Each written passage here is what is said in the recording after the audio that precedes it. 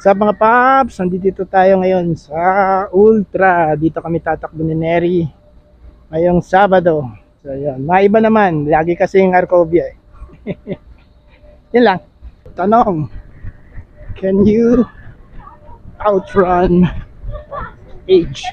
Well, alam naman nating lahat that we cannot outrun age, but we can absolutely outrun many of the negative effects of aging.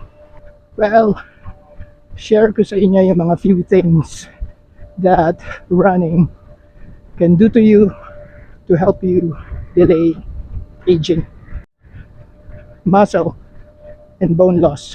Running, especially pag kinumbine mo sa strength training, helps preserve lean mass and bone density. Cardiovascular decline. Regular running keeps your heart and blood vessels and lungs stronger, longer. Metabolic slowdown. Running boosts insulin sensitivity. It helps maintain healthy blood sugar levels. And of course, it helps support efficient calorie use. Brain fog and memory loss.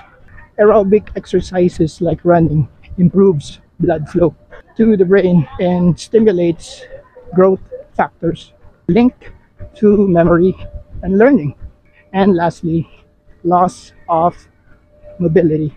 Running keeps joints lubricated, our muscles flexible, and coordination sharp. So, ang big secret is not really stopping the clock. It's more about slowing it down. So, we feel younger than our age.